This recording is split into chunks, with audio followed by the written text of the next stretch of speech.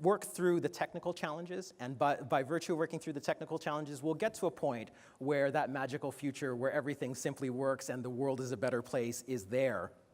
But I think that that belies the truth that a lot of the end users, the end beneficiaries of the technology, don't really live in a world that looks anything like this cartoon, but really live in a world that looks a little bit more like this. You know, the kind of work that gets done in the enterprise, out in the field, it's dirty, it's dangerous, and it's thankless work.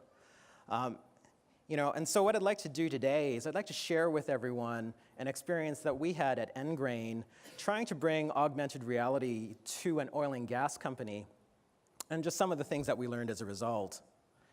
So we started working with this oil and gas company about 2 years ago. Their problem statement was pretty straightforward. You know, they said that they had some very expensive equipment that was extremely difficult to maintain. And because it was such a nightmare to maintain, in fact, the technology really only worked 20 weeks out of the year.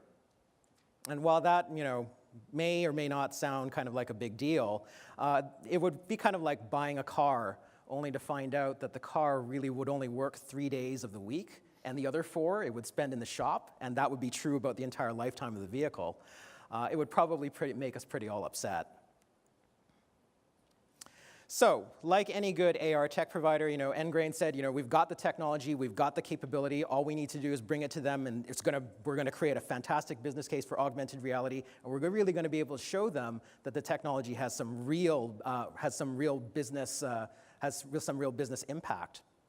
And so we sent off a team of people from NGRAIN to live and work alongside a maintenance crew at an oil and gas facility in a remote location for 3 weeks. And we learned some very interesting things. The first is that it's very cold where they work. In the location where they were located, you know, it was very common for temperatures to reach as low as minus 22 degrees Fahrenheit. That's minus 30 degrees Celsius.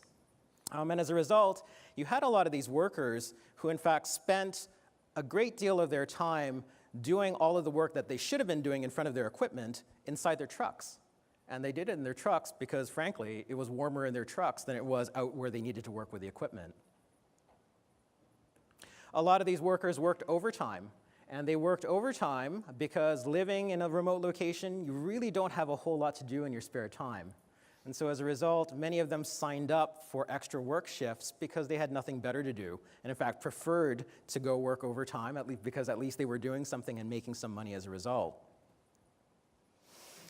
And we learned that these maintainers often find themselves working in very dirty, very dangerous situations. And in fact, the environment, all of the dangers of the environment have become so commonplace that it would be very common for a lot of these technicians, these maintainers, to feel like if their colleagues lost fingers, limbs, or even their lives, that was just a kind of a thing that happened.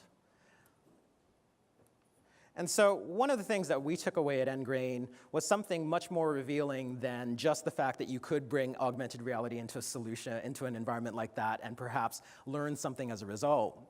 You know, we found that despite our own self-confidence in the technology, what the technology could provide, that in fact, we came to the realization that maybe we didn't really have a strong understanding of our users and the barriers that would need to be overcome in order for augmented reality to work in these kinds of environments. Which leads me to kind of the title of my talk, how much AR is enough?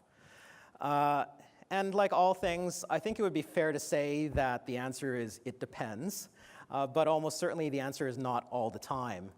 And you see, in the time that we spent with the oil and gas maintainers out in that remote facility, we learned quite a bit about some of the challenges and some of the barriers that would have to be overcome, and even more importantly, how the technology actually gets used in practice, as opposed to the way that we sometimes conceive of the technology being used. And so I want to share with you 3 insights that we kind of took away from that whole process. As a community, you know, one assumption we tend to make is that someday augmented reality is going to work everywhere all the time. It's kind of the, you know, the tech demo syndrome.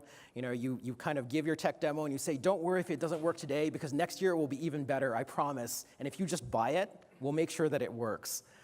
And you know, there is a certain truth to the fact that the technology is getting better. that the technology is getting more mature, and it will eventually get to a point where you're going to be able to do a lot of things that today we consider to be pretty difficult to do. But the challenge is that no matter how mature your tech stack is, it simply does not have the ability to deal with all of the uncertainty that exists in an environment like the oil and gas environment in which we were working. One of the things that we saw in the field is that there are many places and many where these teams of workers have to do their jobs that are simply not ideal for augmented reality, at least based on the technology that we have today. Certainly not clear that it's ideal to use markers or even set up an environment for tracking. And by the way, in a lot of these environments, they don't even have Wi-Fi, but they might be getting it next year. Of course, the thing that we took away from that is that you almost have to assume the worst when you're bringing augmented reality to these kinds of environments. Because even when AR stops working, your user still has a job to do. So one thing that we took away from in terms of being able to bring a solution to these kinds of environments is that this notion of graceful degradation, or this notion that there needs to be some element of fault tolerance built into the application or solution, is very important. Some of the things that we took out of that whole experience was that perhaps being able to swap into a virtual 3D experience that wasn't dependent on tracking, at the very least gives the users some ability to interact with some capability that will help them get access to information. In the absence of interactivity, even being able to provide animated video content as a substitute for AR might be interesting. Or if everything else fails, even being able to provide access to basic PDFs or images or illustrations as a means of being able to provide access to information that they might have in a more traditional format, but perhaps on the glasses, at least gives them access to information that will help them do their jobs better than if they didn't have the information at all. Now, a second assumption that we sometimes make as a community is that we sometimes put up with things that people in the real world might not. And we kind of think that people will put up with some setup as long as there's enough value to the solution and as long as we make setup easy enough in as many ways possible. And when we're talking about AR, there are obviously lots of places where setup is required, whether that's setting up your environment for tracking, whether that's the registration or calibration of your smart glasses, or perhaps even connecting to back-end data systems so that you can stream data in real time. All of those things are set up. And unfortunately, for many technicians, maintainers, people who work in the field, setup is just considered to be a waste of time. There's almost a zero tolerance policy with respect to wasting time because these workers have a tremendous amount of work to do. And the reality is they also only think of AR as a tool. And as a result, if the tool requires them to engage in work that's not directly related to the task at hand, they're less likely to be interested or engaged in taking the tool up. So, what we learned from that is really, if you need to set it, then forget it. It's simply not going to work. The goal is to get the user to work right away. And so some of the things that we learned out of that experience is, try and get the user to work right away, even if it means there is some element of setup. Perhaps get them ready to engage in their task by giving them access to limited content or limited capability in lieu of setup. Give them the option to skip setup and get straight to work if, for instance, they decide that the full AR experience isn't necessary. Or perhaps try and do some of the setup in the background. So get started with the app right away and perhaps do as much of the setup in the background and progressively provide them with more information as time goes on. And there's one final assumption here that is probably worth talking a little bit about, which rests in the belief that we as a community often think of augmented reality, AR, being the star of the show. We often think of the app, the solution, as being the core focus of the end user. And I think the harsh reality is that, unfortunately, in the real world, that's often not the case, especially with these workers in the field. As I said a moment ago, AR is a tool. It is not really the focus of their job out in the field. And as a result, they often don't really want to spend time doing things or using tools that don't provide a whole lot of value. And so that kind of takes us back to the, perhaps the reflection that a lot of what we do, especially when we're talking about developing on smart glasses, developing on mobile devices, is often centered around the app, the solution, being the centerpiece of what the user is doing, and in fact, it's not. Right? The whole goal of AR is to get the user to a point where they've got access to the kind of information they need so they can do their job. And so what we took away from that is that, in fact, it's really not about having access to all the info all the time. It's about having access to the right info at the right time.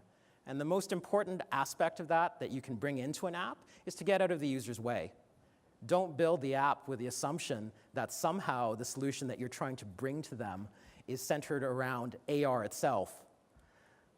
And there are a few different things that might be worth considering. Blanking an app with a single input or an interaction of some kind. So if they're wearing smart glasses, they can blank out all of the visuals and all the context so that that way they can focus on the mechanical aspect of their job.